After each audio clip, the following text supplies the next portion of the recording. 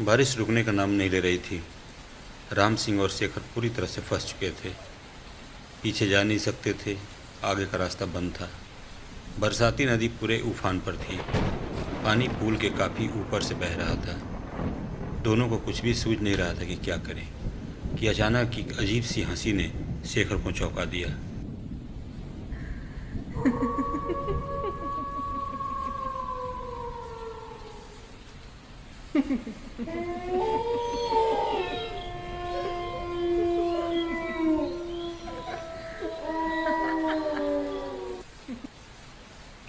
शेखर और राम सिंह ने एक दूसरे को देखा। कहाँ से आ रही है आवाज़, और वो भी इतनी रात को, इतने बेअवान जंगल के बीच में। उन्होंने आंखें उठाकर देखी तो काफ़ी दूर पर उन्हें एक झोपड़ी दिखाई दी, जिसमें से हल्की सी रोशनी बाहर की तरफ झलक रही थी। शायद कोई सहारा मिल जाए इस भयानक तूफानी रात में, ऐसा सोचकर दोनों अपने जीप से नीचे उतरे और उस झोपड़ी की तरफ आगे बढ़े।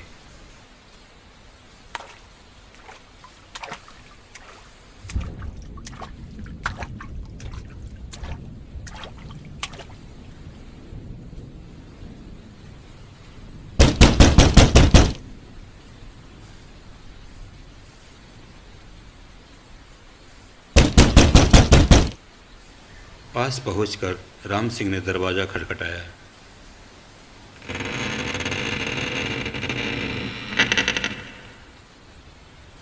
दरवाज़ा एक बूढ़े ने खोली, जिसकी उम्र लगभग 70 साल के आसपास थी। उसकी एक हाथ में डंडा था और कमर पूरी तरह से झुकी हुई थी। उसने अपने सर को उठाकर इन दोनों की तरफ देखा। जैसे ही उसने इन दोनों को देखा, वो अचानक तनकर खड़ा हो गया और उसकी आंखों में एक बिजली सी चमक कूद गई। राम सिंह और शेखर ने इस बात को महसूस नहीं किया कि ये व्यक्ति अभी कुछ देर पहले तो बिल्कुल झुका हुआ था और अचानक सीधा कैसे हो गया। कारण ये था कि वो बारिश में पूरी तरह भीगे हुए थे, ठंड भी लग रही थी और काफ़ी परेशानी की हालत में थे। अंदर आ जाओ, अंदर आ जाओ, बूढ़े ने बोला। शेखर और राम सिंह अंदर आ चुके थे। बूढ़े ने दरवाज़ा बंद किया।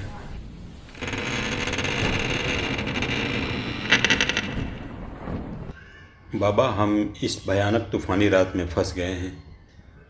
पुल पे पानी है, इसलिए हम उस पार नहीं जा पा रहे हैं। जब तक पानी नीचे उतरे तब तक आपकी कुटिया में थोड़ी सी हमें शरण चाहिए। जैसे ही पानी उतरेगा हम दोनों चले जाएंगे, शेखर ने बोला। कोई बात नहीं, हमारे पाहुन हो, पाहुन हो। जितनी देर चाहे रहो, जितनी देर चाहे रहो, बूढ़े ने कांपती हुई आवाज़ों में बोला। पहाड़ों में पाहुन का मतलब होता है मेहमान। राम सिंह और शेखर को थोड़ी सी राहत मिली कि चलो कम से कम ठंड से तो राहत मिली। वो दोनों काफ़ी भूखे हुए भी थे। शेखर ने संकोच करते हुए बोला, बाबा क्या थोड़ी चाय मिलेगी? हाँ, क्यों नहीं, क्यों नहीं।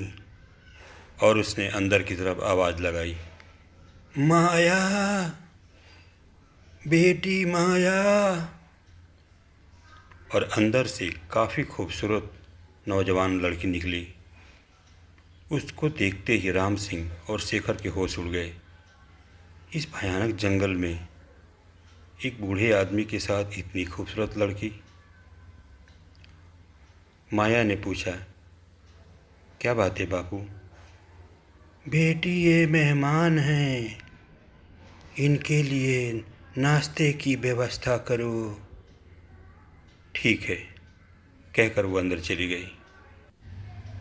शेखर शांत था, लेकिन राम सिंह कुछ सोच में पड़ गया, और उसका सोच में पड़ना भी जायज़ था, क्योंकि जो बाहर से झोपड़ी दिख रही थी वो अंदर से किसी महल की तरह थी। बड़े बड़े कमरे, महंगी महंगी पेंटिंग, खूबसूरत सोफ़े, और बेड। ये सब देखकर राम सिंह को कुछ अजीब सा लग रहा था। थोड़ी देर में माया एक बड़ा सा ट्रे लेकर बाहर आई, जिसमें एक विदेशी शराब की बड़ी सी बोतल, 2 गिलास और चिकन के छोटे छोटे भुने हुए टुकड़े थे। अरे बाबा, मैंने तो सिर्फ आपसे चाय मांगी थी। नहीं नहीं, हमारे पाहुन हो, खाओ खाओ। बूढ़े ने बोला। शेखर खुश हो गया। राम सिंह और शेखर दोनों, ठंड तो लगी रही थी, शरीर में गर्मी लाने का अच्छा मौका था।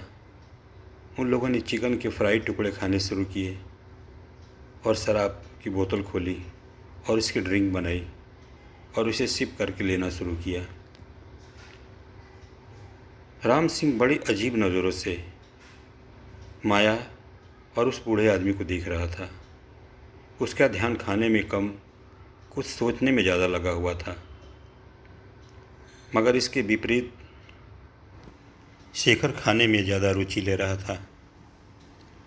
मगर इन दोनों से बेखबर माया और उसका बूढ़ा बाप इन दोनों को ऐसी ललचाई भरी नज़रों से देख रहे थे जैसे कोई बहुत बड़ा शिकार हाथ लगा हो।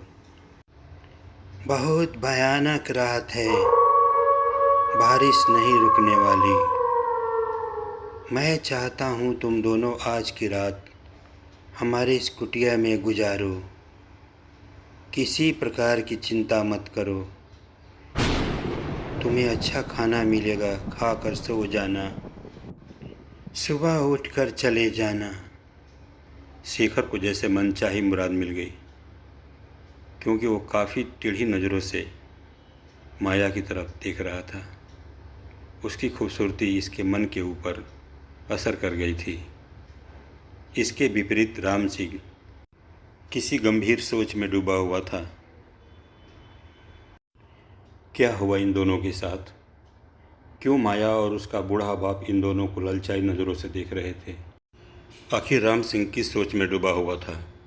माया और उसके बूढ़े बाप के ललचाई नज़रों के क्या राज थे? ये जानने के लिए देखें मायाविनी का तीसरा एपिसोड।